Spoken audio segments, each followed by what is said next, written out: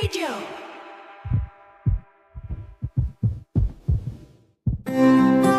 Magandang araw sa inyo at sa mga kabarangay natin. Ako po si Janet, 30 years old at nagtatrabaho bilang hairstylist sa isang salon dito sa Rizal. Araw-araw ay hindi nawawala sa pananghalian namin ang pakikinig sa Barangay Love Stories. Kaya nga nagkatuksuhan ang mga katrabaho ko na magpadala daw ako ng sulat sa inyong istasyon matapos nilang marinig ang kwento ng buhay ko. Naisip ko na wala namang masama kaya bakit hindi ko subukan. Kaya sumulat kaagad ako sa inyo at umaasa po ako na mapipili po ninyong i-ere.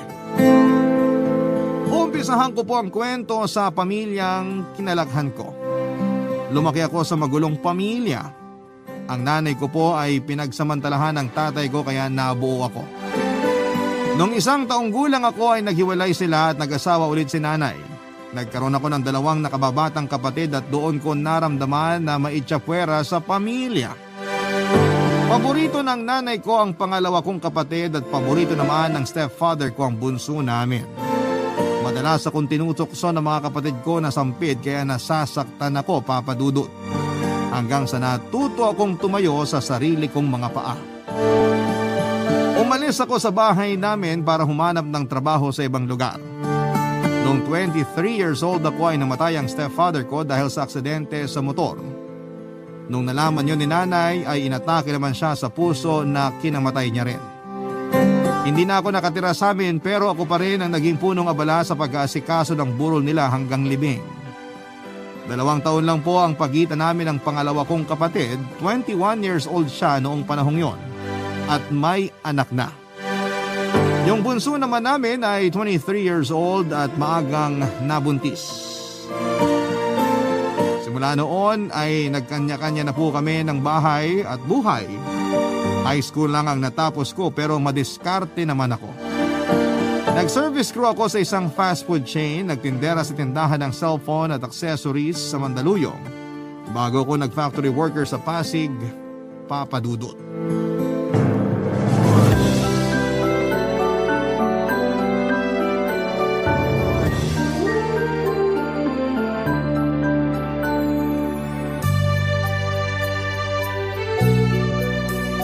Tuti, ano bang ginagawa natin dito sa motel? Ano pa bang ginagawa ng mag-couple sa motel? E di naglalabing-labing. Ha? Ayoko nga. Anong ayaw mo? Ayoko. Hindi pa ako handa sa sinasabi mong loving-loving. Ay, paano hindi ka handa? Hindi ka marunong, ganon. Kasama na yun dun, pero Pero ano? basta, ayoko pa sanang may mangyari sa atin kasi hindi pa naman tayo kasal. Kung alam ko lang na sa motel mo ako dadalhin, sana hindi na ako pumayag na makipag-date sa'yo ngayon. Grabe namang pagiging KJ yan, Janet. Hindi ako KJ. Sinasabi ko lang yung nararamdaman ko. Paano naman yung nararamdaman ko? Sige nga. Ha? Yung nararamdaman ko ka ako bilang lalaki. Masyado ka kasing conservative na wala sa lugar. E ano kung hindi pa tayo kasal? Mahalaga pa ba yun? Oo. Para sa akin mahalaga yung basbas ng simbahan bago natin gawin yung ginagawa ng mag-asawa. Di na yun uso ngayon. Yung kasal muna bago maglalabing-labing. Lahat ng mag-boyfriend-girlfriend ginagawa na yun ngayon. Mga barkada ko nga nakailang beses na nakascore sa mga syota nila. Tapos ako hanggang kiss pa lang sa'yo. Wag mo namang ikumpara sa mga barkada mo yung relasyon natin. Eh kanino ko ikukumpara? Hindi ko alam. Yan yung sinasabi ko, na nararamdaman mo lang yung importante sa'yo. Hindi mo iniisip yung sa akin. Alam mo ba na kapag nagiinuman kami ng mga barkada ko, pinagtatawanan nila ako kasi wala pa raw nangyayari sa atin. At nagpapaapekto ka naman sa mga sinasabi nila. Siyempre maapektuhan ako.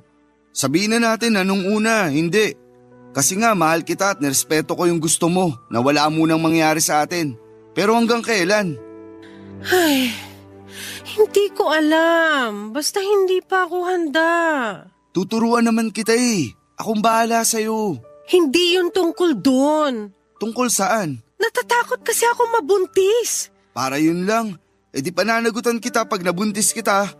Hindi ko kayo tatakasan ng magiging anak natin. Kaya huwag ka nang matakot. Halika nga, pahalik. Tuti, ano ba? Arte mo naman. Masyado ka pang OA. Pareho naman tayong nasa edad na para magpamilya. Hindi mo kasi ako naiintindihan. Ikaw yung hindi makaintindi. Alam mo kung ayaw mo, bahala ka. Alis na ako. Teka, saan ka pupunta? Basta, malayo sa'yo. Iiwan mo ako rito? Bakit hindi? Wala naman tayong gagawin dito. Saka gusto kong pag-isipan kung may patutunguhan pa ba tong relasyon natin. Kasi kung wala, edi maghiwalay na lang tayo. Huwag mo namang gawin sa akin to. Mahal kita. Hindi mo ako mahal. Kasi kung mahal mo ako, ibibigay mo yung gusto ko.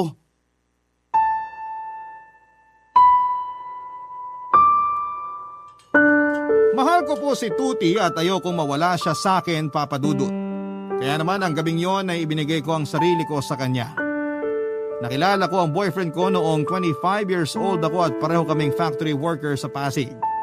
Habang ako ay nasa production ay pahinante naman siya. Kahit magkaiba kami ng department ay hindi yun nakasagabal para pormahan niya ako. Guwapo si Tuti, malakas ang apil at matamis magsalita. Kaya siguro nakuha niya ang loob ko at pagkaraan lamang ng 2 linggong panliligaw ay sinagot ko na siya kaagad. Kaya lang 2 buwan nang naging kami ay natanggal po sa trabaho si Tuti dahil sa isang issue.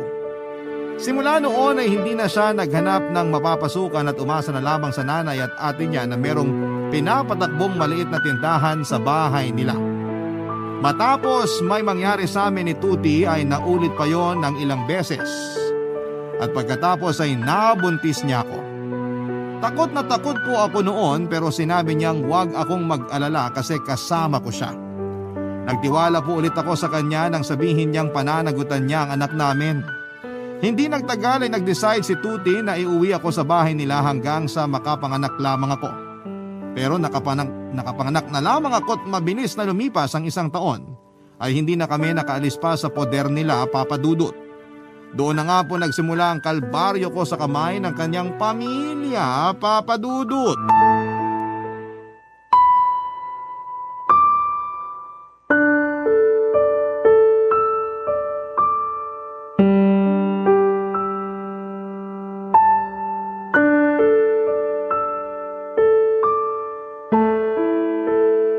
Hoy, Janet! Bakit naman panay ka ng display dun sa labas natin? Kasama mo pa talaga yung apo ko? Siguro nakikipagchismisan ka sa mga kapitbahay natin doon, no? Hindi po. Pinapaarawan ko lang po si baby, ma. Pinapaarawang ka dyan. Doon pa talaga sa tabing kalsada kung saan nagkukumpulan yung mga chismosa nating kapitbahay? Hindi naman po ako nakikipagchismisan sa kanila. Aba dapat lang. Kasi ayokong pinagchichismisan yung pamilya natin. Nagiinit ulo ko sa mga chismosang yan kaya dapat ayusin mo buhay mo. Huwag na huwag kang gagawa ng panibagong eskandalo. Kasi hindi pa nga halos namamatay yung usap-usapan dyan sa labasan tungkol sa pag-uwi niyo rito ni Tuti nung nabuntis ka niya. Opo, ma. Pasensya na po. Opo ma kapag nalalaman dyan. Kung alam mo lang kung ganong kahihiyan yung naranasan ng pamilya namin dahil sa'yo. Pero kasalanan naman po ng anak niyo kung bakit ako nabuntis. Ano ka mo?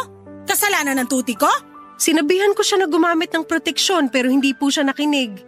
Magaling daw po siya o tapos nabuntis pa rin niya ako. Hoy Janet, hindi lang si Tuti yung bumuo sa batang yan. Baka nakakalimutan mong dalawa kayo. Kaya wag na wag mong sisisihin yung anak ko kung ginusto mo rin namang bumuka ka nun. Kapal ng mukha nitong babaeng to, oh. Sorry po, ma. Ano pang magagawa ng sorry mo? Nangyari na. Sa susunod, wag ka kasing masyadong nagmamarunong. Palibasa wala kang kinalakihang magulang. Walang nagturo sa'yo kung paano rumespeto. Siguro kinukonsinti ka lang ng nanay mo nung nabubuhay siya, no? Wag naman po nating idama yung nanay ko. Nananahimik na po yung tao. Yung tanong ko, sagutin mo.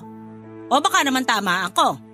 Pinalaki kang bastos at walang respeto ng nanay mo. Hindi po totoo yan. Bakit ka naninigaw dyan? Hindi po ako bastos at may respeto po ako sa inyo.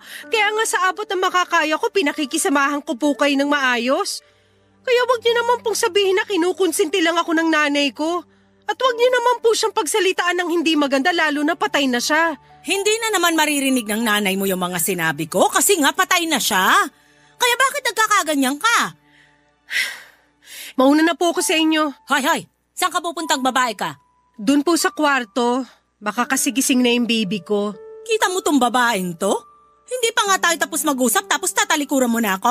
Wala na po akong sasabihin.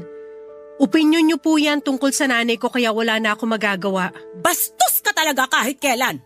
Hindi po ako bastos. Kaya nga mas gusto ko na lang umiwas kasi baka mabastos ko pa kayo. Lalo lang kayo magalit sa akin. Ay, sana talaga hindi na lang ikaw yung naanakan ng anak ko. Ewan ko ba naman dyan kay Tuti? Sa dami ng mga babae na mas maganda sa'yo at mapera, ikaw pa talaga yung napili. Bulag talaga ang pag-ibig. Napakamalas naman niya sa'yo. Oh. Sa totoo lang parang mas ako yung minalas. Anong sabi mo? Wala po. Puntahan ko na po yung anak ko kasi parang narinig ko nang umiyak. Baka kabagin. Ay, nakakainis ka talagang babae ka kahit kailan.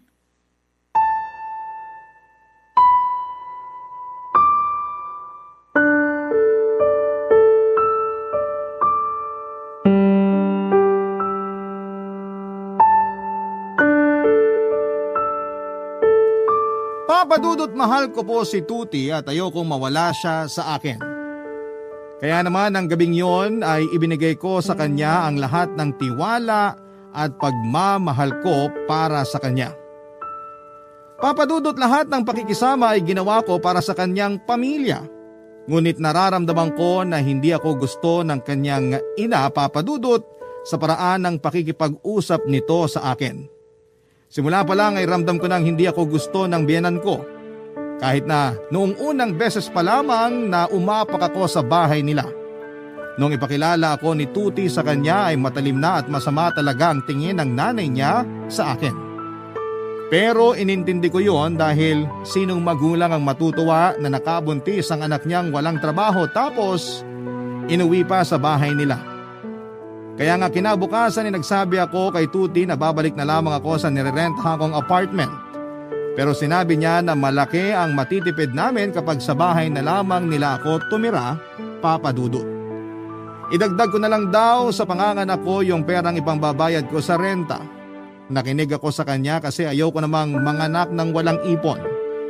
Pero sinabihan ko rin si Tuti na maghanap ng trabaho. May mga nahanap naman siya kaya lang ay madalas na panandalian lamang siya sa mga napapasukan niya. Palagi kasi siyang nasisisante o kung minsan ay siya na yung kusang umaalis kasi tinatamad na siyang pumasok. Cesarean ako noong mga anak, nag 50-50 kami ng baby ko at malaki yung nagastos namin. Kaya naman kinulang ang ipon ko at humingi kaagad ng tulong si Tuti sa nanay niya. Pinautang naman po siya kaya nakalabas kaming mag-ina sa ospital kaya lang walang araw na nagdaan na hindi yon isinusumbat sa amin ng nanay niya. Patong-patong na po yung stress ko noon, Papadudot, kasi ako lang yung regular na kumakayod sa amin ni Tuti ng panahong yon, Papadudot. Barangay Love Stories. Barangay Love Stories. Isa pa lamang ang anak namin pero pakiramdam ko ay dalawa na, Papadudot. At si Tuti po yung panganay ng mga panahong yon. Nagkasundo kami na siya muna ang magbantay at mag-alaga sa anak namin noong nakabalik na ako sa trabaho. Kaya lang ay mukhang napasarap na ang kinakasama ko kaya hindi na siya nag-apply. Katwiran niya ay mas gusto na lamang niyang maging taong bahay. Kaya lang ay mas doble ang pagod ko dahil pag uwi ko sa bahay ay inaasikaso ko pa rin sila ng anak namin. Tapos ay madalas pang may sakit ang anak namin kahit sinasabi niyang inaalagaan naman niya ito ng mabuti. Hindi ko na po alam kung paniniwalaan ko siya kasi nahihirapan na akong pagkatiwalaan ng mga sinasabi niya, Papadudot. Hindi nga nagtagal ay nakabayad kami sa utang namin sa nanay niya, yun yung ginamit nung nanganak ako. Kaya naman malaking luwag sa dibdib na hindi na nila yon isusumbat sa amin. Pero may isa pa po akong pangarap na gustong gusto kong matupad para sa amin ang pamilya ko. Kaya nga nagsikap ako lalo sa trabaho para makapag-ipon ng pera kaya lang ay hindi pa po sapat ang kinikita ko para masuportahan ang pangangailangan ng anak ko. Ako lang kasi ang gumagastos para sa gatas at diaper niya. Tapos kapag nagkakasakit siya ay nauubos din ang ipon ko.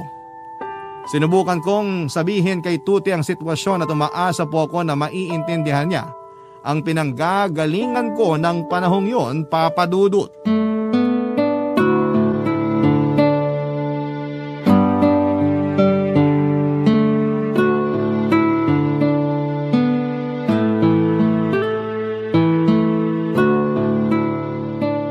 Be, massage mo naman ako.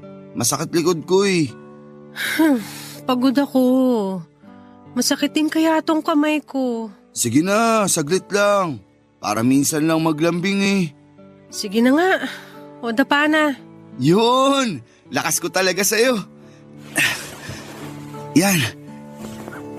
Diyan. Sa banda yan. Masarap. Oo, solid ka talaga magmasahe. Ano ba kasing ginawa mo at sumakit likod mo? Ayun, binuhat ko maghapon yung anak natin kasi iyak ng iyak. Ayaw magpababa. Masakit din pala sa likod kapag lagi mong karga yung bata. Sana kasi umupo ka habang karga mo siya. O hindi kaya pinatulog mo para maibaba mo. Ayaw matulog eh. Kahit hikab na ng hikab, di pa rin pumipikit yung mata. Ibang klase rin yung anak natin. Pero napatulog ko rin naman. Tapos ayun, inutusan pa ako ni nanay magbuhat ng mga order na soft drinks. Kaya masakit likod ko. Pati nga balakang ko. Dito? Oo. Aray ko naman, be. Dahan-dahan. Be, naisip ko lang. Wala ka bang planong bumukod tayo ng anak natin? Planong bumukod? Wala. Bakit ko naman maiisip yan? Kasi lumalaki na yung anak natin, tsaka kailangan natin ng privacy. May privacy naman tayo rito sa bahay, di ba? Alin? Itong kwarto natin? Oo, kaya bakit ko maiisip na bumukod? Palibasa, wala kang pangarap sa amin ng anak mo kaya ganyan ka. Aray! Bakit ka ba naman mahalo? Nagtatanong ka pa? Hindi ba halatang naiinis ako sa'yo? Halata, nananakit ka na nga eh. Maayos naman tayong nag-uusap kanina. Minamasahe mo pa nga ako tapos namalo ka na. Huwag ka nga sumigaw. Akala mo naman sobrang sakit ng palo ko sa'yo kung makapag-react ka dyan. Bakit ka ba kasi namalo? Kasi ayaw kong bumukod tayo. Oo! Bakit tayo bubukod? Maayos naman yung buhay natin dito sa bahay. Pag umalis tayo rito, gastos na naman pambayad sa renta. Kaya nga nag-iipon ako para may panimula tayo. Tsaka ikaw lang naman yung may gusto na makisiksik tayo rito sa bahay ng nanay mo eh. Hindi mo ba naririnig mga pasaring niya? Lagi niya tayong pinagsasabihan na masikip na raw tong bahay nila para sa atin. Bahay ko rin naman to kaya may karapatan ako rito. Di mo talaga ako naiintindihan. May anak na tayo, kaya dapat nakabukod na tayo. Mahirap nga bumukod. Ikaw yata yung di nakakaintindi. Ang sabihin mo natatakot ka lang. Bakit naman ako matatakot? Sige nga. Kasi batugan ka. Anong sinabi mo? Totoo naman eh. Sino sa atin na nagpapasok ng pera sa pamilyang to? Sino sa atin yung nagkakandakuba sa pagkayod? Ako, di ba? Ikaw tong padre de pamilya. Inaalagaan ko naman yung anak natin Inaalagaan mo nga pero pag uwi ko, inaalagaan ko pa kayo pareho. Alam mo, pagod na akong makisama sa nanay at kapatid mo. Para namang hindi mo nahahalata na ayaw nila sa akin tapos gusto mo pang ipagsiksikan kami rito ng anak mo? Anong klaseng padre de pamilya ka? Hindi ko naman kasalanan kung ayaw sa'yo ng nanay at kapatid ko. Kasalanan mo na yun. Ano ka mo? Kung pinakikisamahan mo sana sila ng maayos, di walang gulo sa pamilya natin. Ganun lang yun. Ako pa talaga yung walang pakisama? Alangan namang ako o yung anak natin. Ikaw lang naman yung may problema kina nanay at ate. Dadamay mo pa ako sa kalokohan mo. Ang ayos-ayos na nga natin dito. Mabuti pa, masayin mo na lang ulit ako. Masayin mo yung mukha mo! Hindi po naging maganda ang takbo ng usapan namin ni Tuti Papadudut. Umasa ako na maintindihan niya ang pinupunto ko pero nagkamali ako, Papadudut. At nauwi pa nga ang simpleng usapan namin sa pagtatalo. Hindi ko po maintindihan ang gusto at mga katwiran niya at hindi rin niya maintindihan yon sa akin. Nang mga panahong yon ay alam kong walang patutunguhan ang usapan namin. Kaya ako na mismo ang nagpatalo at nagpakumbaba. Pero hindi ibig sabihin noon ay sinukuhan ko na rin yung pangarap kong bumukod kaming pamilya. Yun po ang hindi maintindihan ni Tuti. Sa tingin ko kasi mas gusto na niyang makitira kami sa bahay ng nanay niya kasama ang ate niya sa panghabang buhay. Ginagalang ko ang pamilya niya at nakikisama po ako sa abot ng aking makakaya. Pero habang tumatagal ay ramdam kong wala sa pamamahay na yon yung peace of mind ko. Kaya desidido po ako na bumukod na kami. Kaya lang ewan ko ba naman sa kinakasama ko hanggang sa nagdaan pa ang mga araw. Nagulat na lamang ako dahil nakarating pala sa nanay at ate niya ang pinag-usapan naming dalawa matapos niyang magsumbong sa mga ito at palabasing ako ang masama. Walang araw simula noon na hindi ako pinaringgan ng nanay niya tungkol sa kung paano ko raw planong ilayo sa kanila ang anak namin. Pero kapag sila naman ang may kailangan sa akin, akala mo'y kung sinong maamong tupa kung umasta, Papa Dudut.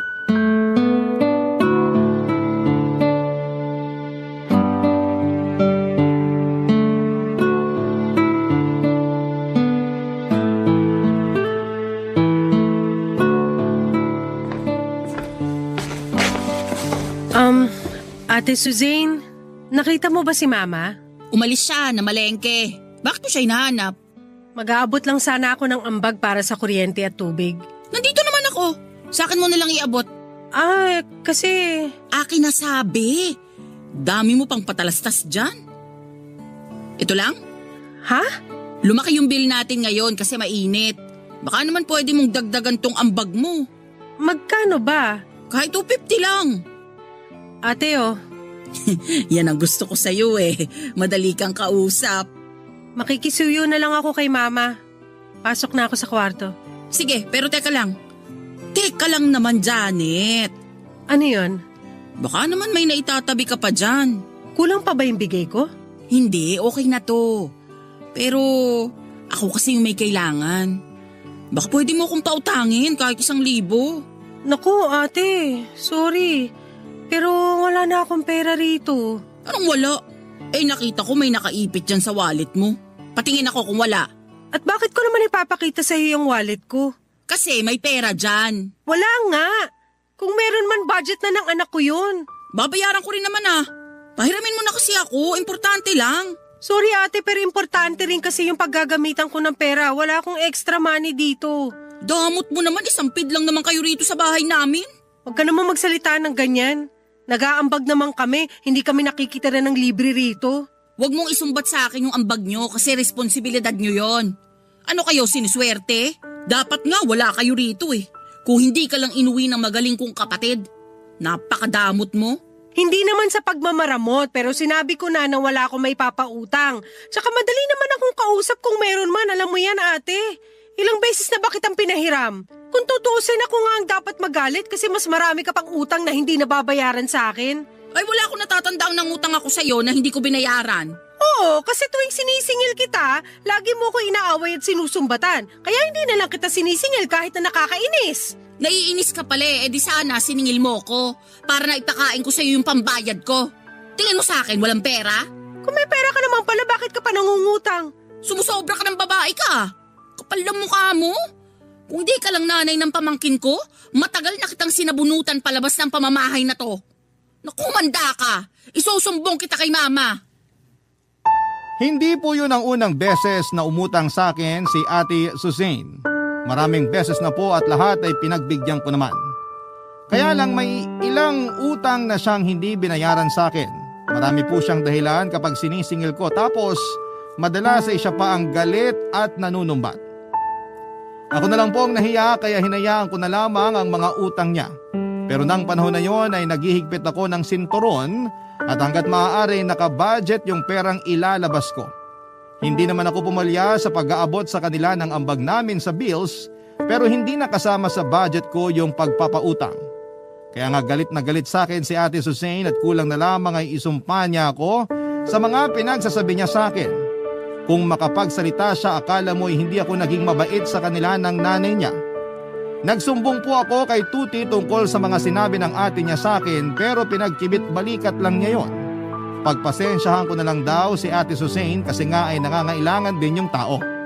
Sasama raw or sasama raw talaga ang loob nun kasi hindi ko na nga pinautang kahit na may naitatabi naman akong pera. Alam din kasi ni Tuti na nag-iipon ako para sa plano naming pagbukod. Dahil sa pagkampi niya sa kapatid niya ay nagalit po ako sa kinakasama ko.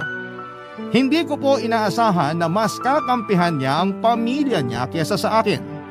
Doon ko po naisip na hindi niya talaga kami mahal ng anak niya at sa una lang siya magaling. Kasi kung mahal niya kami, may pangarap siya sa amin kaso'y wala nga po, Papa Dudut. Barangay Love Stories. Barangay Love Stories. Sobra na ang stress ko sa poder ng biyenan ko kaya humina na rin ang resistensya ko, Papa Dudut. Nagkasakit ako noon at umabsent sa trabaho kaya lumiit ang sweldong na iuuwi ko. At nung isang beses na hindi ako nakapag-abot ng pang-ambag sa bahay, binungungaan pa ako ng nanay at ate ng kinakasama ko. At ang masakit doon ay walang ginawa si Tuti kaya sa kanya ko minunto ng galit ko.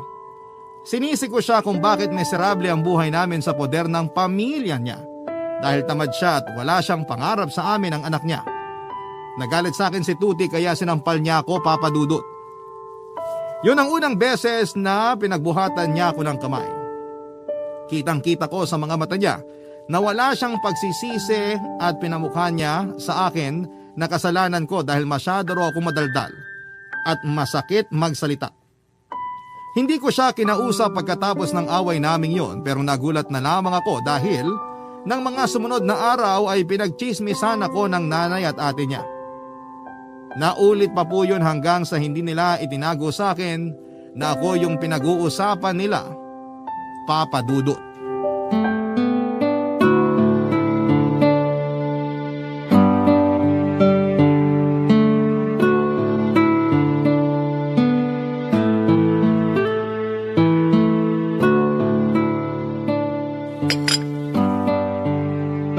Ang sarap nitong bistek.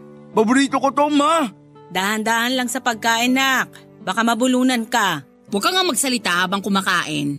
Nalalaglagan yung mga kanin mula sa bibig mo. Arte mo naman, ate. Oh, bakit di ka kumakain, Janet? Ayaw mo ba ng ulam? Gusto po. Makikisuyo nga ng kanin, be. Ikaw na, abot mo na yan. Kumakain ako eh. Nagdadabog ka ba? Hindi po, Ma. Nagdadabog ka eh. Saka bakit salubong yung kilay mo? Ano bang problema mo? Tatapatin ko na po kayo. Nung nakaraang araw kasi narinig ko kayo ni Ate Suzanne na pinag-uusapan ako tapos nagtatawanan pa kayo. Nung nakaraang araw? Pinag-uusapan ba natin siya, Suzanne? Ewan ko dyan sa babaeng yan, Ma. Mabuti pa, kumain ka na lang dyan, Janet. Baka naman yung sinasabi mo yung kinwento sa amin ni Tuti tungkol sa pagiging bastardo mong anak. Tama, di ba? Ay oo, naalala ko nga. Huy, Ma, bakit mo naman sinabing kinuwento ko? Totoo naman, di ba? Kanino ba namin malalaman? Di sa'yo lang naman. Ma naman eh. Grabe, no? Pinagsamantalahan lang pala ng tatay mo yung nanay mo, kaya ka nabuo. Kung tutuusin, daig mo pa yung putok sa buho. Kaya siguro nung nag-asawa yung nanay mo, hindi ka niya paborito. Walang may paborito sa'yo sa pamilya niyo kasi bastarda ka lang. Ang kapal naman ang mukha mong insultuhin ako. Ay bakit? Totoo naman ang sinasabi ko Pati pala sa sarili mong pamilya, sampid ka lang. Parang kung ano ka lang dito sa pamilya namin. Sampid. Tama naman si Suzanne. Kaya bakit ka nagagalit, Janet? Kasi mali yung sinasabi nyo. Anong mali doon? Nanay mo nga mismo ayaw sa'yo. Kaya bakit ka pa magtataka kung kahit kami ni Mama, ayaw rin sa'yo? Ate Suzanne, tumigil ka na. Ay ba't ako titigil? Ayaw mo bang marinig ng babaeng yan? Na hindi talaga namin sa gusto? Sa pamamahay na to? Hindi nyo na kailangan sabihin kasi simula pa lang nung una, alam ko na yon. Nararamdaman ko na yon. Alam mo naman pala eh. Pero bakit hanggang ngayon pinagsisiksikan mo pa rin yung sarili mo sa bahay namin? Matagal ko nang gustong umalis dito pero yung magaling mong kapatid ang ayaw umalis dito. Oh, bakit ako nasisi dyan? Totoo naman ang kasalanan mo eh. Kasi hanggang ngayon nagtatago ka pa rin sa saya ng nanay mo. Sobra ka na magsalita, Janet, ha? Bakit nasasaktan ka? Hoy, Janet. Kung babastusin mo lang din yung pamilya namin dito pa mismo sa loob ng bahay ko, bukas ang pinto. Umalis ka na. Aalis talaga ako! Ang tagal ko nagtiis sa pamilya nyo! Ginalang ko kayo, nirespeto, pinakisamahan. Wala akong natatanda ang ginawang masama sa inyo. Ako pa nga ay bumuhay sa anak nyo, pero ni minsan ba nagpasalamat kayo sa akin? Hindi! Wala man lang ako narinig na, salamat, Janet! Kasi puro na lang masasamang salita yung sinasabi nyo sa akin. Pagod na ako makisama sa inyo, kaya mabuti pa magkanya-kanya na lang tayo! Uy, Janet, paano naman kami ng anak mo? Isasama ko yung anak ko! Maiwan ka rito! Total, Irresponsable ka namang padre de pamilya! Kay Tuti ko lang po na ikwento ang tungkol sa nakaraan ko kaya grabing sama ng loob ang naramdaman ko nang ikwento niya yon sa pamilya niya. Pakiramdam ko ay trinaydor niya ako matapos akong insultuhin at pagtawanan ng nanay at kapatid niya. Doon na nga ako napuno at hindi ko na nakontrol ang galit ko kaya pinatulan ko na sila. Alam kong mali pero sinubukan ko namang magtimpi at magpakumbaba. Kaya lang ay masyado silang mahilig makisawsaw sa buhay ng iba na para bang wala silang sariling buhay, Papa Dudut. Nang araw na yon ay nag-alsabalutan kami ng damit at gamit ng anak ko.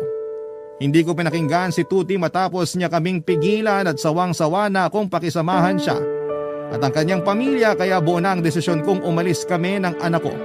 Kung ayaw niyang sumama, maiwan siya sa nanay niya, total ay doon naman siya magaling. Noong matapos kong iimpake ang mga damit at gamit namin ng anak ko ay agad na akong lumabas ng bahay nila at nagtawag ng tricycle. Umiiyak ako noon pero hindi ako nagpatinag, Papa Dudut. Tinuloy ko ang pag-alis kahit na hindi ko pa alam kung saan kami pupunta ng anak ko. Buwaba kami noon sa isang fast food chain at doon ko muna inayos ang sarili ko bago ko tinawagan ang mga kapatid ko. Mabuti na lamang dahil yung bunso namin ay naawa sa kalagayan naming mag-ina kaya pinatuloy niya kami sa bahay nila. Bumiyahe kami ng ilang oras ng anak ko papunta sa Rizal kung saan sila nakatira. Marami nang nagbago sa amin ng mga kapatid ko.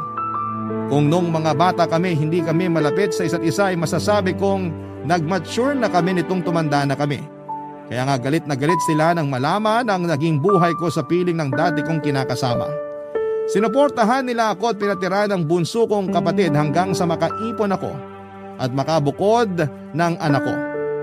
Mahirap maging single parent pero mas naramdaman ko yung peace of mind na matagal ko nang hinahanap nang makaalis kami sa poder ng pamilya ni Tuti. Kaya lang pagkaraan ng isang araw ay bigla na lamang nagpakita sa akin sa pinagtatrabahuhan ko ang dati kong kinakasama, Papa Dudut.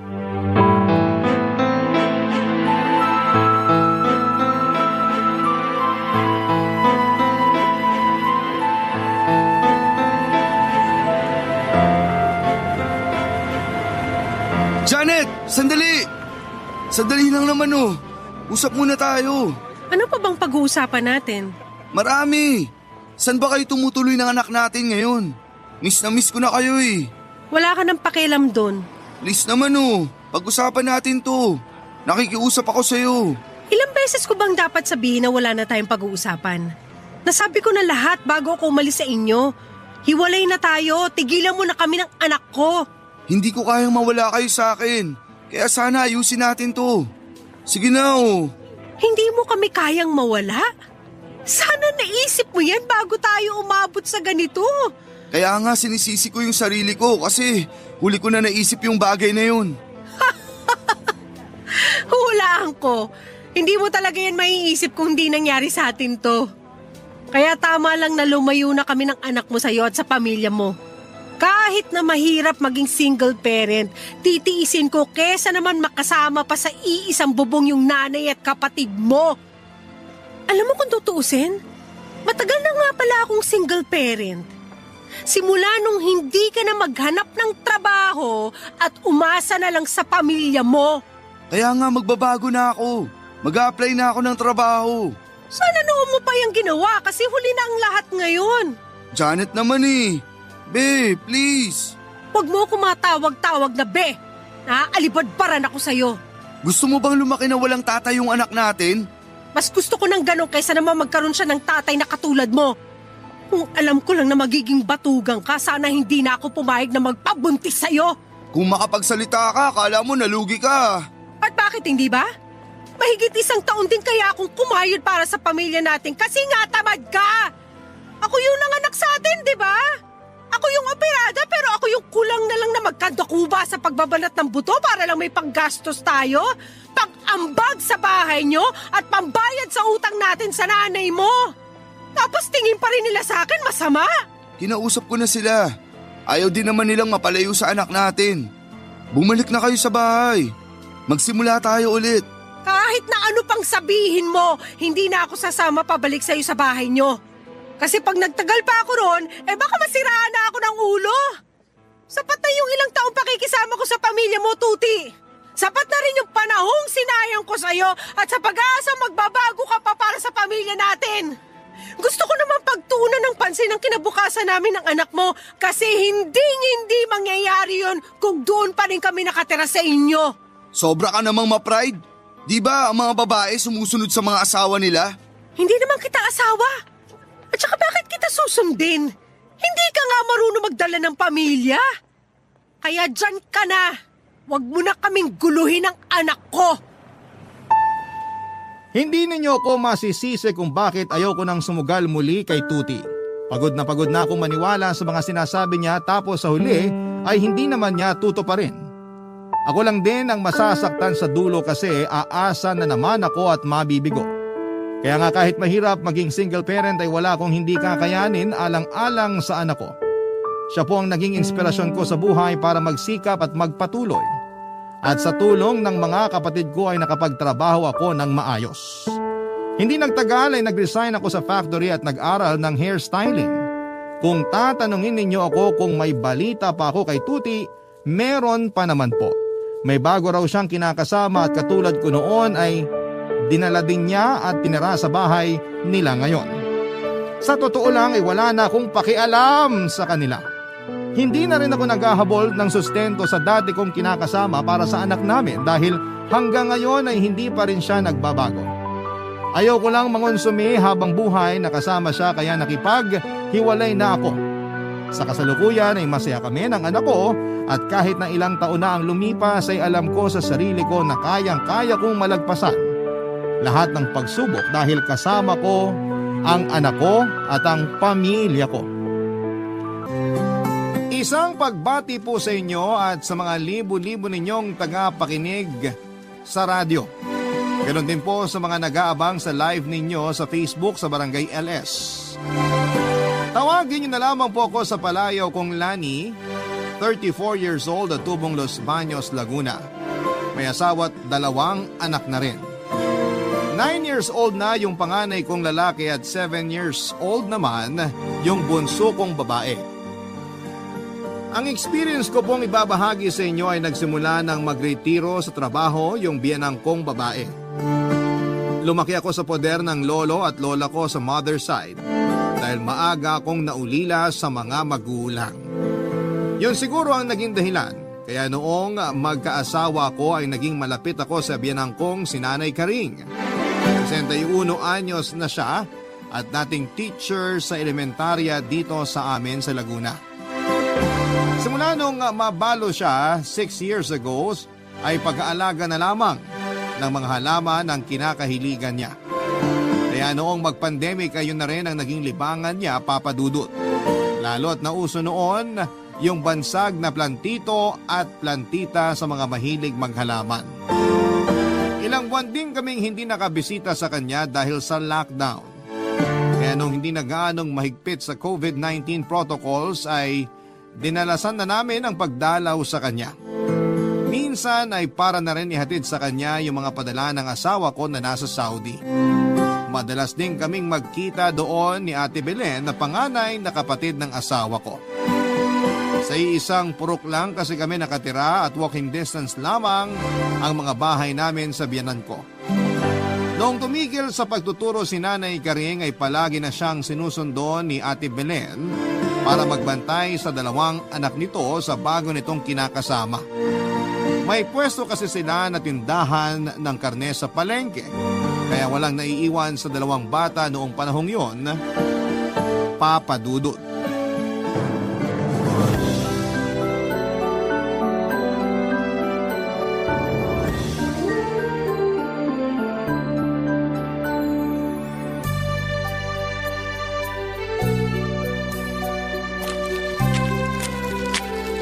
Good morning, Nay! Good morning din. Mukhang busy po kayo dyan sa mga halaman nyo Oo, alam mo namang ito na lang yung libangan ko. Eto nga't kailangan ko pang umupo dito sa bangkito habang nag-aasikaso ng halaman. Para naman hindi masyadong sumakit tong likod ko. Naku, tama na muna po yan, Nay.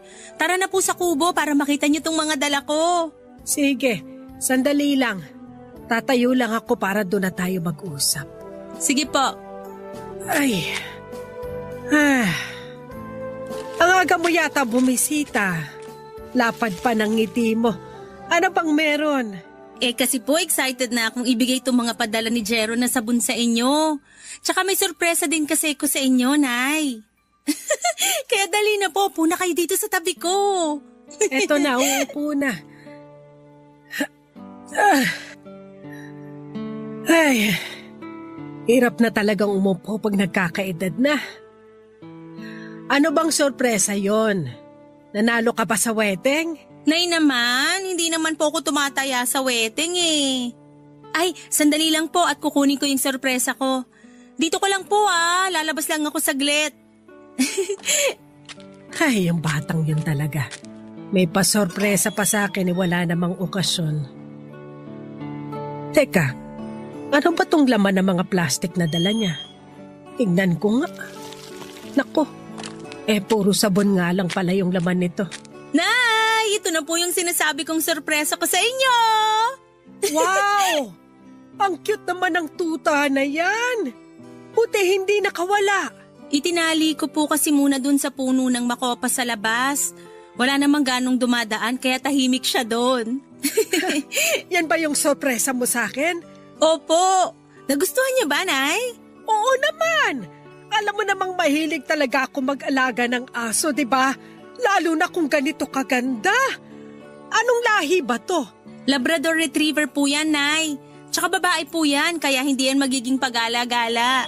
Naku, mabuti naman para bagay sa kanya yung pangalang Bamba. Kasi cute siya. Nay, tumuloy na ako. Tinulak ko na lang yung gate, di naman nakalock. Narito lang naman kasi kami sa kubo kaya hindi na nilak ni Lani. Dito ka maupo sa bangko para makita mo tong regalo niya sa aking aso. Di na, Nay, nagmamadali ako. Naghihintay na yung asawa ko sa pwesto namin sa palengke. May sadya lang ako sa'yo kaya nandito ako. Ay naku, wag mo nang sabihin. Alam ko na yan. Pagbabantayin mo na naman ako ng mga anak mo. O anong masama ron, Nay? Mga apo mo naman yun. Pero ate, matanda na si Nanay para pag-alagayin mo pa ng mga bata. Hinihingi ko ba yung opinion mo? Tsaka ano naman problema mo dun nanay ko yung kausap ko. Ikaw, sampid ka lang sa pamilya kaya wag kang makialam. Hindi naman sa nakikialam ako, ate. Pero senior na si Nanay kaya di na siya dapat nasistress sa mga ganyang bagay. Ano ba pakialam mo, ha? Baka gusto mong lamutakin ko yung uso mo para di ka na makasabat. Huwag na nga kayong magtalo. Sige na, Belen. Mauna ka na sa inyo at susunod na lang ako. Aayusin ko muna yung mga halaman ko. Salamat naman ng makalayas na rito. Naalibad para na ako sa isang sip-sip dyan Pero, siguraduhin mo na yung nasusunod ka agad Naiinip na doon sa palengke yung asawa ko, kaya bilisan nyo na. Oo, sige na. Pero Nay, ayos lang po ba kayo? Oo, Lani, ayos lang ako. Kaya umuwi ka na rin. Isasama ko na lang tong si Bamba sa bahay ni Belen para may libangan din ako ron. Madalas kaming magtalo ni Ate Belen, Papa Dudut. Girlfriend pa lamang kasi ako ng kapatid niya ay mainit na ang dugo niya sa akin. Lalo na noong nakapag-abroad si Jeron. Parang naiinis siya sa amin dahil nakakaangat ng kaunti ang buhay namin sa kanila, Papa Dudut. Tingin kasi ni Ate Belen sa amin ang asawa ko ay malaking kakompetensya sa lahat ng bagay. Pakiramdam ko nga noon ay kaya gusto niyang nandun lagi sa bahay nila si Nanay Karing ay para hindi ko ito laging mapuntahan. Ayaw ni Ate Belen na maging malapit kami ng nanay niya sa isa't isa. Pakiramdam ko dahil yon sa ego niya. Iniisip niya siguro noon na mas mahal ako ni Nanay Karing kesa sa kanya. Hindi ko naman po masisisi yung matanda kong parang ilag at takot kay Ate Belen. Iba rin kasi yung ugali niya. Masyado siyang matalim kung magsalita na parang hindi man lang kinikilabutan kapag sumasagot ng hindi maganda sa magulang niya. Hindi man lang siya nag-iisip na sa halip na siya ang mag-alaga kay Nanay Karing ay ito pa ang inuobligan niyang mag-alaga sa mga anak niya. Siya pa ang galit kapag hindi na pagbibigyan. Kaya tuloy hindi niya napansin na mga kakaibang ikinikilos ng biyenan ko. Nagumpisa yon sa mga napapansin ko kay Nanay Karing nang minsan itong sunduin muli ni Ate Belen, Papa Dudut.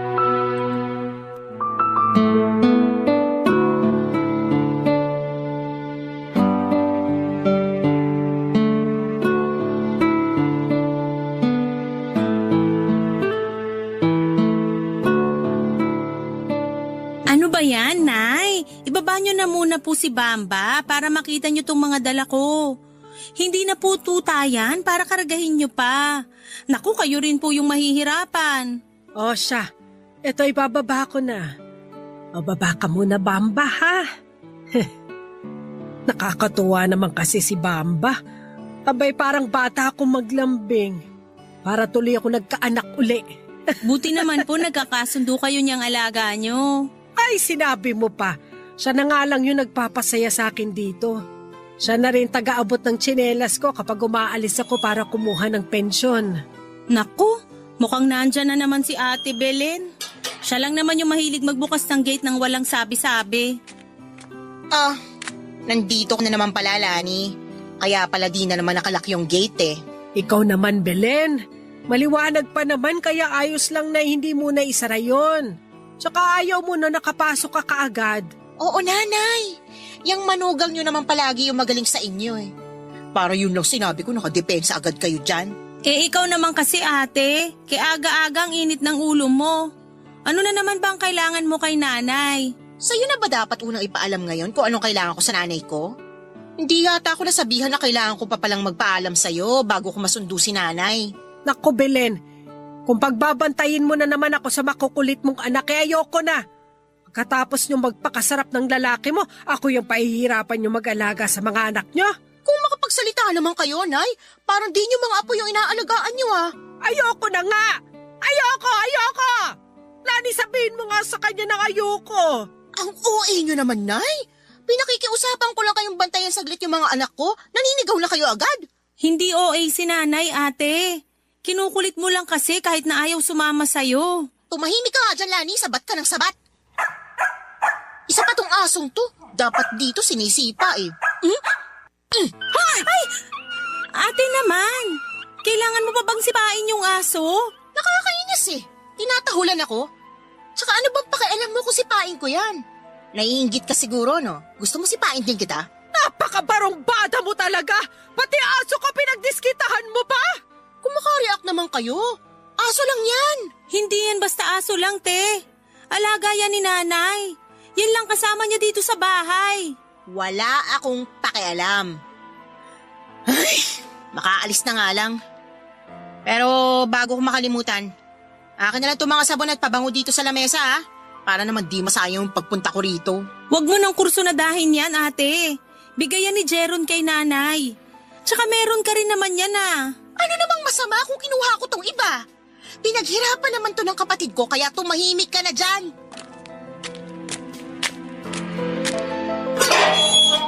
Sino ba yung lumabas ng gate?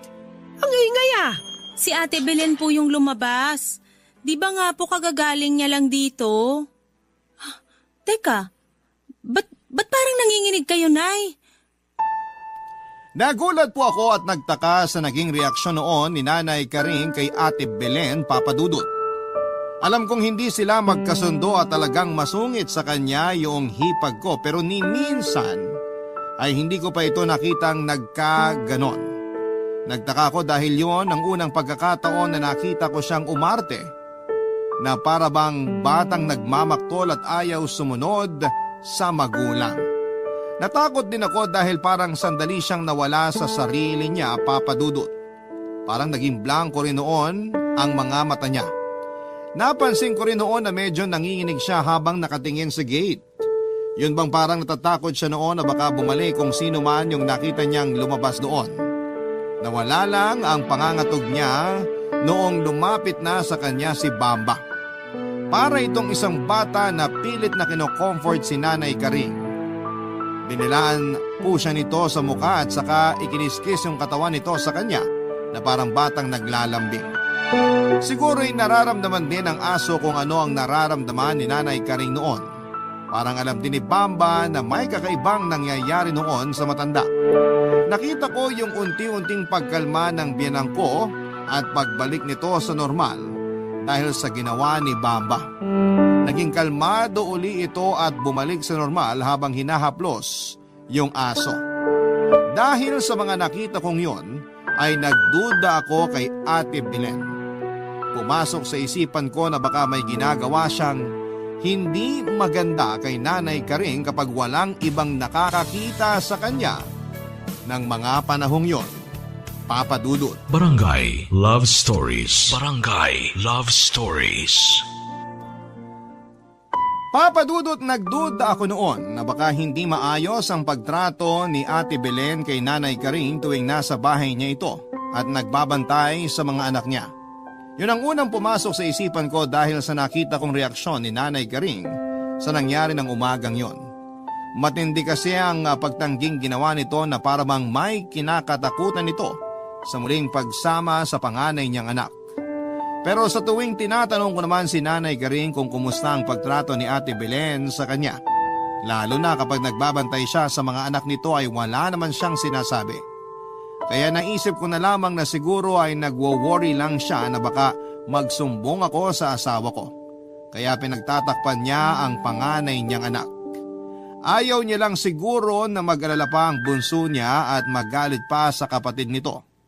Pero mula noon ay mas dinalasan ko na lamang ang pagdalaw sa kanya. Lalo na sa umaga dahil yun ang oras na madalas siyang sunduin ni Ate Belen, Papa Dudut. Pero isang tanghali po noon ay nalaman ko na nasa bahay na naman ni Ate Belen ang biyanang ko. Dahil nga duda ako sa hipag ko ay pumunta ako sa bahay nito para kumustahin si Nanay Karing. Pero hindi ako makapaniwala sa naabutan ko doon. Parang bigla na lamang kumulo ang dugo ko sa mga nakita ko sa bakuran mismo ni Ate Belen, Papa Dudut.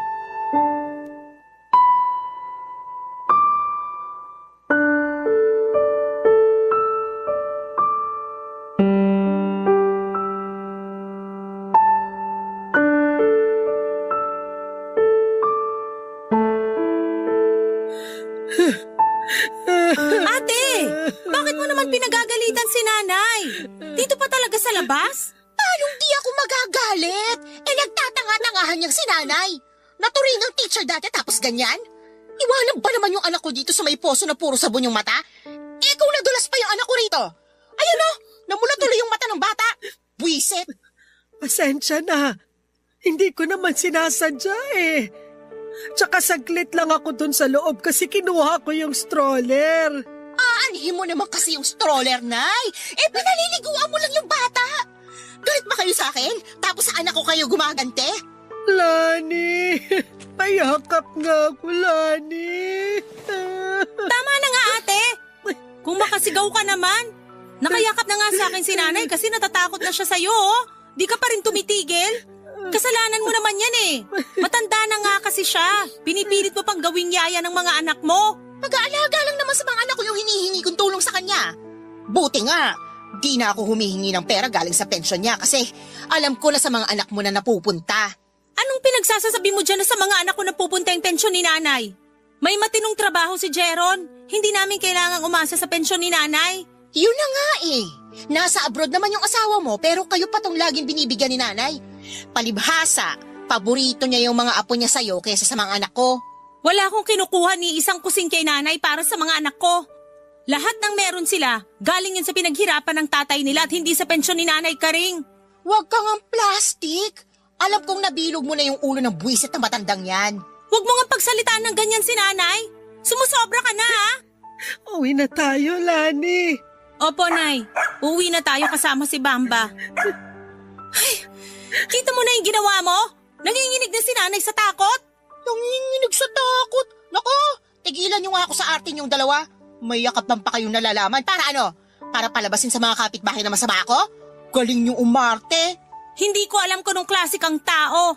Mas mabuti pa nga yung asay na alagaan si Nanay eh. Samantalang ikaw na sarili niyang anak, arte lang para sa'yo yung nangyayari sa kanya. Napakawalang kwenta mong anak. Isa pang salita mo, Lani, makakatikim ka na talaga sa akin. Isa pa yung aso na yan. Kundi yan tatahimik. Kayo, pareho kayo. Sisipain ko kayo.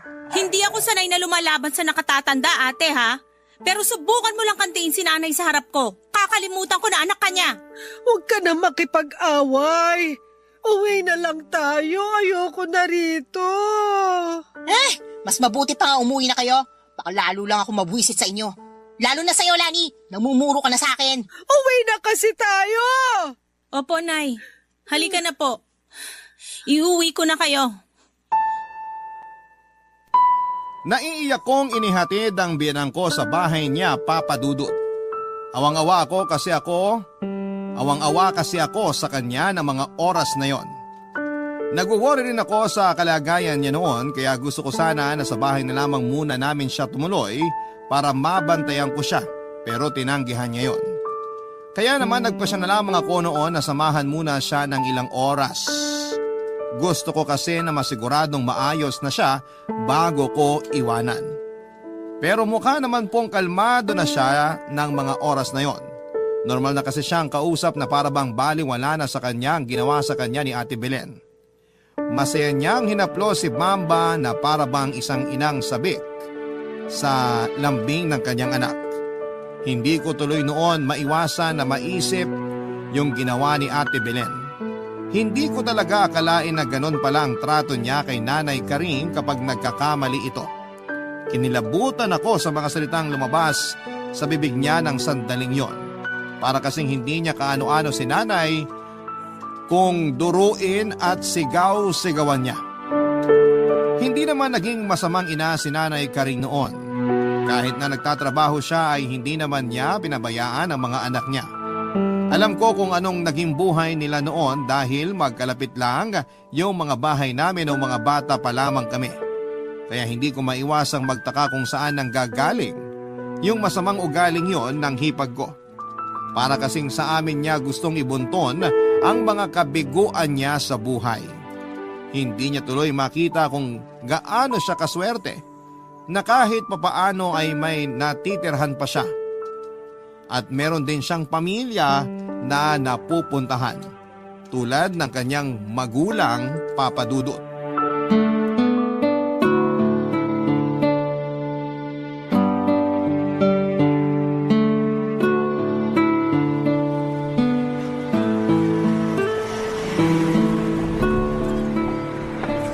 Nay, nandyan po ba kayo? Bukas po tong gate nyo. Tutuloy na po ako, ha?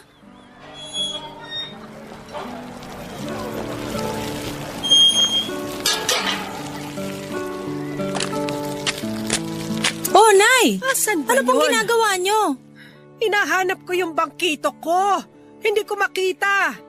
Gagamitin ko sana sa garden eh. Nay, ayun po, oh, sa may pasimano ng bintana sa harap nyo. Kanina pa ako ikot ng ikot kakahanap dito eh. Nandyan lang pala. Sino kasi naglagay nito dito? Malamang po na ilagay nyo po yan dyan. Nakalimutan nyo lang. Hindi ko nakalimutan. Hindi ko lang nakita kasi malabo na mga mata ko. Ano nga palang sadya mo? Binilan po kasi kita ng vitamins tsaka groceries, Nay. Meron din po akong biniling gatas dito tsaka oatmeal para sa inyo. Sabi kasi ni Jeron, ibili ko na kayo ng groceries para di na kayo mapagod pumunta sa bayan. Naku, salamat! Ang dami naman itong pinamili mo. Sakto lang po yan para sa 1 linggo niyong budget, Nay. Ay, siya nga po pala. May binili rin ako para kay Bamba. Ay, meron pa para sa aso ko. Ang bait mo talaga. Sana nga pala nagtatrabaho yung asawa mo? Parang matagal ko na yun hindi nakikitang pumupunta rito ah. Si Nanay naman. Paano po kayo madadalaw dito ni Jeron? 3 taon na po siyang nasa Saudi. Ganun ba? Ang tagal na palang nasa abroad ng bunso ko. Matagal na nga po siya sa abroad pero nakalimutan niyo po. Hindi ko nakalimutan. Kayo yung makakalimutin. Kasi hindi kayo nagpaalam na mag-a-abroad si Jeron. Sorry po, Nay. Sige na, hindi niyo na po nakalimutan. Ay, siya nga pala. Ipapakita ko sa iyo yung aso. Ando lang yun sa kubo kanina eh, natutulog. Naku, matutuwa ka doon sa aso kong yun. Napakatalino na at napakalambing pa. Marunong utusan yon. Ha? Si Bamba po ba? Paano mo nalaman ang pangalan ng aso ko? Kasi po, Nay, ako po nagbigay nun sa'yo. Di niyo na po ba naaalala? Hindi Regalo sa akin ng Tatay Jerry mo si Bamba nung naliligaw pa lang siya sa akin. Talaga po, Nay? Binigyan din po kayo ni Tatay Jerry ng aso nun? Aba, oo naman. Ang sweet ng Tatay Jerry mo eh. Uy, si Nanay, kinikilig pag naaalala si Tatay. Naku, syempre, asawa ko yun eh.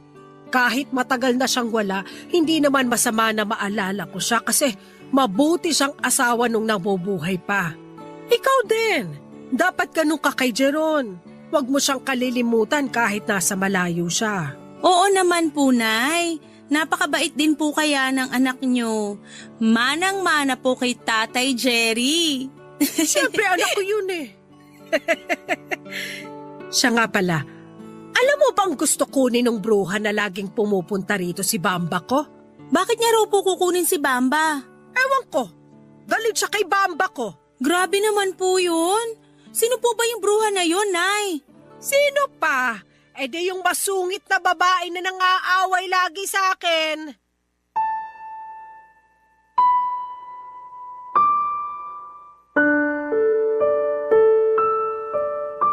Matapos ang pag-uusap naming yon ng biyenang ko ay hindi na ako napalagay papadudot. Kakaiba po kasi siya ng umagang yon. Minsan matino siya tapos ay biglang magiging pabago-bago ang mood niya. Nagiging iritable na siya na parabang isang bata at napapadalas na rin ang pagiging makakalimutin. Kaya naisip ko nang patingnan siya sa doktor papadudot. Nung una ay ayaw pa niya pero dahil sa pangungulit ko ay napapayag ko rin siya. Pina-general check-up ko na siya sa public hospital dito sa Laguna. Base nga po sa resulta ng iba't ibang lab test at MRI na ginawa sa kanya ay nakumpirma ng doktor na may early signs ng demensya si Nanay Karing. Wala daw lunas sa sakit na yon. Pero pwedeng malabanan ang mga sintomas at mapabagal ang paglala. Hindi ako makapaniwala noon dahil sa pagkakaalam ko ay nasa 65 pataas ang edad ng mga tinatamaan ng ganong sakit. Pati na rin yung mga may sakit na diabetes at high blood. Pero wala namang ganong sakit si Nanay at medyo mahina na nga lang yung baga niya pero normal pa ang BP niya. Sabi rin ng doktor ay maaaring nagkaroon ng silent stroke si Nanay Karing noon. Yun daw ang biglaan at sandaling pagtigil ng supply ng dugo sa kanyang utak. At kahit daw hindi high blood ay maaaring tamaan ng silent stroke, papadudot, kapag masyadong nag-iisip at nai-stress. Hindi raw madaling makita ang sintomas nito dahil hindi raw ito nararamdaman o napapansin ng mga pasyente sakaling umatake ito. Pero apektado nito ang utak at ang memorya tulad ng nangyari kay Nanay Karing, papadudot. Barangay Love Stories. Barangay Love Stories. Papadudot dahil sa pag-aalala ko ay pinilit ko si Nanay Karing na sa amin na muna tumira para naman maalagaan at mabantayan ko siya. Pero hindi siya pumayag kaya napilitan ako na kami na lamang ng mga anak ko ang tumira pansamantala sa bahay niya. Ipinaliwanag ko sa mga anak ko na kailangan naming makumbinsi ang lola nila na sumama sa amin. Mariing pa ring itinanggi ni Nanay Karing ang sakit niya dahil hindi naman daw niya ito nararamdaman. Malakas pa naman daw siya kahit matanda na. Isa pa ay hindi naman madalas ang sumpong niya. Siguro ay dahil na rin kay Bamba. Aliw na aliw kasi si Nanay Karing sa alaga niya at ang sabi naman kasi ng doktor, may iwasan ang mga sumpong ni Nanay Karing kapag lagi itong masaya at nakakaiwas sa stress. Kaya naman lagi kong kinakausap noon si Nanay Karing. Tinatanong ko siya lagi tungkol sa mga masasayan niyang alaala para hindi mawala ang mabilis ang kanyang memorya. Nakikipaglaro din kami ng mga anak ko sa kanilang dalawa ni Bamba. Sinisigurado ko rin na nasa maayos na oras ang pag-inom niya ng mga gamot na reseta ng doktor sa kanya. Madalas ko rin ipakausap sa kanya sa video call ang asawa ko para hindi niya rin po ito makalimutan. Alam na rin kasi ni Jeron ang kalagayan ng nanay niya kaya madalas din itong tumatawag at nangungumusta. Unti-unti na sana akong napapanatag noon dahil hindi na siya sinusumpong. Pero hindi pala yon magtatagal dahil sa ginawa ni Ate Belen, Papa Dudut.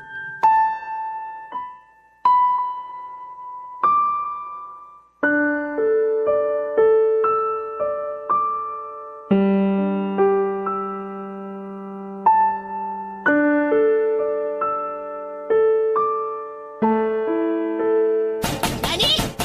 Lani! Lumabas ka Sino nga ba dyan, yung sigaw buha ng ka. sigaw sa Buksan labas? mo tong gate kundi babatuhin ko Sa pa naman, dyan. kinakalapag na yung gate natin eh.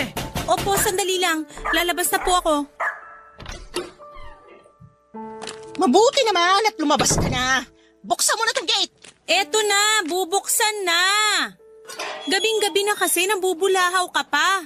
Tulog na yung mga anak ko eh, magigising pa dahil sa'yo. O ayan, bukas na, pumasok ka na. Ay, talagang papasok na ako. Pero sisipain ko lang muna tong buwisit na asong to. Ay, ang ingay mo, Tama na buwisit ate, ka. ano ba? Nagpunta ka na naman ba dito para manggulo? Pati aso pinagdidiskitahan mo pa. Ayan, tumakbo na tuloy palabas ng gate si Bamba. Si Bamba? Lumabas ng gate yung aso ko? Huwag na po kayong mag-alala, Nay.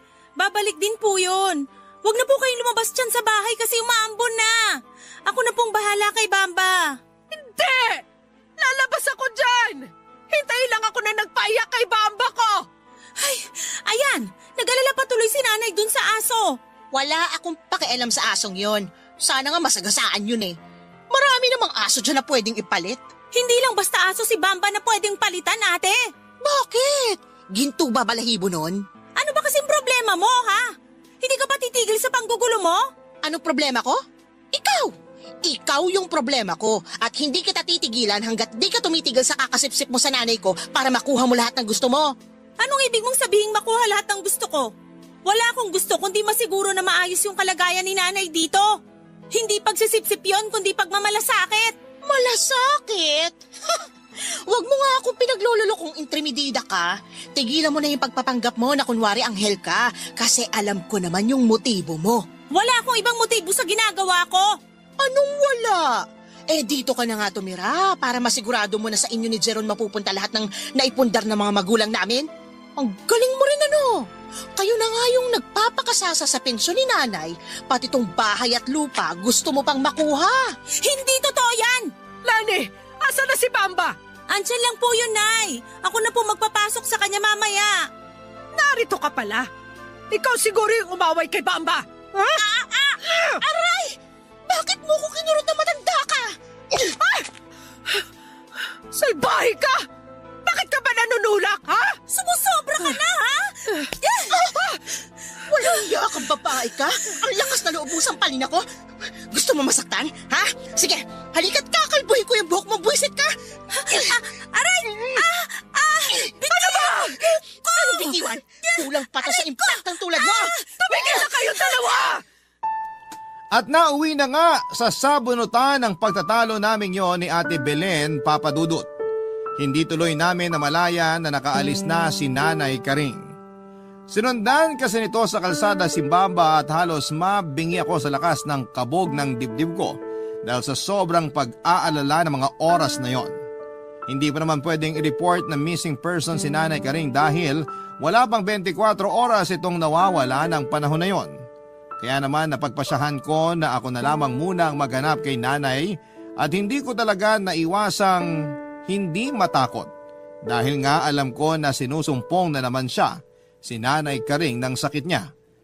Nag-alala ako na baka kung mapano siya sa daanan lalo na't lumakas pa noon ng ulan. Hindi kakayanin ng konsensya ko kung may mangyayaring hindi maganda sa biyanan ko ng mga sandaling yon. Hindi ko rin noon alam kung paano ipapaliwanag sa asawa ko ang mga nangyari. Umarkila ako noon ng tricycle para magbaka sakaling makita pa namin siya sa daanan. Kasama ko noon ang panganay na anak ko, Papa Dudut, sa paghahanap kay Nanay Karing. Panay po ang dasal namin na sana ay tama yung direksyon na tinutumbok namin. Mabuti na lamang at nakita rin namin si Nanay nang matanglawan siya ng ilaw mula sa tricycle na sinasakyan namin ng oras na yon. At halos madurog ang puso ko nang makita namin siya. Basang-basa kasi siya at nangangatog pa habang nakaupo sa may damuhan. Humihikbi siya at paulit-ulit na tinatawag si Bamba. Hindi ko na rin papadudot na pigilan noon ang sarili ko. Mahigpit ko siyang niyakap habang umiiyak at agad na inuwi para mabihisan, papadudot.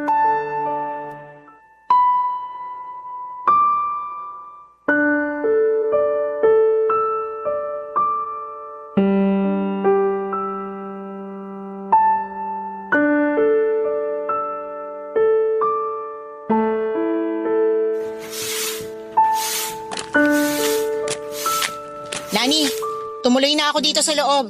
Bukas naman yung gate. Binuksan ko talaga yon. Baka kasi umuwi si Bamba hindi makapasok kapag sarado yung gate. Wala akong pakialam sa asong yon. Ang gusto kong malaman kung nakita niyo si nanay. Oo, Mabuti naman. Nasa na siya? andun sa kwarto, binabantayan ng mga bata. Nilalagnat kasi pero pinainom ko na ng gamot. Ano ba kasi nangyari doon kay nanay, ha? Ba't parang bigla yatang nagkatoyo kagabi?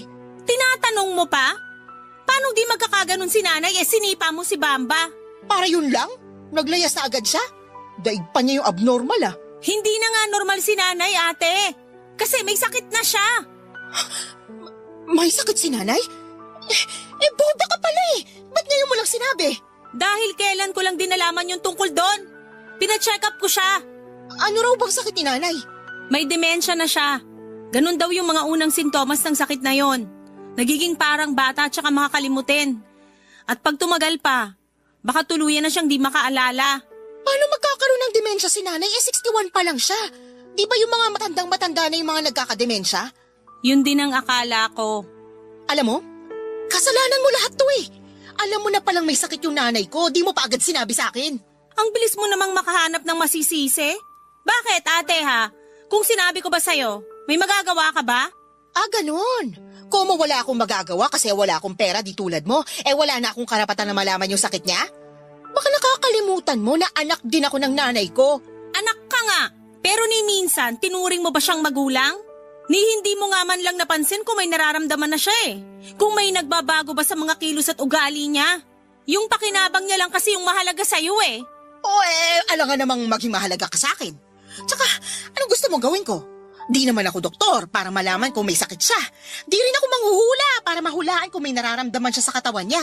Di mo naman kailangan maging doktor para mapansin kakaiba na yung mga kinikilos niya. Puso, ate! Kailangan mo lang ng puso marunong umintindi sa magulang. Kaso, wala ka nun Yun na nga lang sana magagawa mo para sa kanya pero di mo pa kaya. Di ikaw na. Ikaw na yung bida. Total, pabida ka naman talaga. Ako na naman yung may kasalanan. Ikaw naman talaga yung punot dulo kung bakit sinumpong si nanay kagabi Hindi ko naman kasi maintindihan kung bakit naging ganyan ka. Parang hindi mo kaya magbigay ng kahit konting respeto sa kapwa, lalo na sa sarili mong ina. Hindi mo pala ako maintindihan? Di wag mo na ako intindihin. Pero pasalamat ka. Walang nangyari sa nanay ko kagabi. Kasi kung nagkataon, ikaw yung sisisihin ko. Bago ka manisin ang iba, sisihin mo muna yung sarili mo. Yung simpleng lagnat ni Nanay Karing ng gabing yon ay lumala at nauwi sa pneumonia. Hindi ko po alam noon kung ano ang gagawin ko dahil parang ang bilis ng paglala ng sakit niya. Naiiyak ako tuwing binabantayan ko siya sa ospital pero hindi na niya ako makilala minsan. Naisip ko na baka makatulong sa kalagayan niya noon kung mahahanap ko si Bamba. Kaya nagpaskil ako ng mga picture nito at numero ng cellphone ko sa mga lugar na maaaring nadaan na ng aso. Hanggang sa may tumawag sa akin at ibinalik si Bamba. Napulot daw nito ang aso sa gilid ng highway na takot sa mga sasakyan. Isa na uli nito si Bamba dahil hindi rin naman daw ito kumakain at ilang araw nang nananamlay. Pero nang mauwi ko si Bamba ay halos hindi pa rin po ito kumakain. Lagi itong matamlay at nakatanaw sa labas ng gate na para bang may hinihintay. Naisip ko na videohan ito para ipakita kay nanay. Nakita ko naman kaagad noon ang pagbalik ng sigla ng biyanang ko nung makita sa video si Bamba. Binidyohan ko rin si Nanay Karing para ipakita yon kay Bamba. Tuwang-tuwa rin po ito na kinakahulan yung video na parabang nakikipag-usap lamang kay Nanay Karing. Akala ko ay magiging okay na ang lahat dahil kahit papaano ay masaya na sila pareho. Pero nagkakomplikasyon sa baga si Nanay Karing dahil sa pneumonia kaya binawian na rin siya ng buhay sa ospital. Hindi ko inaasahan ang magiging reaksyon ni Bamba nang iuwi na yung bangkay ng biyanang ko. Wala kasi sa unang araw ng lamay ni Nanay Karing hanggang sa araw ng libing ay hindi ito humiwalay sa kabaong. Nang matakpan na yung puntod ni Nanay Karing ay lalo akong napaiyak dahil kay Bamba. Para rin kasi itong tao na naglulupasay sa ibabaw ng puntod habang parang umiiyak na kinakaskas yung mismong pinaglibingan sa biyanan ko. Hindi ako makapaniwalang may hayop din pala na sobra kung magmahal sa amo nito. Sa ngayon, Papa Dudut ay wala na rin si Bamba. Sumunod din po ito sa biyanang ko ilang linggo lang matapos ang libing ni Nanay Karing. Pero hindi po mawawala sa amin ang alaala nila ni Nanay. Sila po yung mga patunay na ang pag-ibig ay para sa lahat. Nakauwi na sa Pilipinas at nakabalik na muli sa Saudi yung asawa ko nang hindi kinikibo si Ate Belen. Pero alam kong mapapatawad din ni Jeron ang ate niya pagdating ng tamang panahon. Maraming salamat po sa pagbabahagi ng kwento ko at sa lahat ng mga kabarangay na palaging nakatutok sa inyong programa.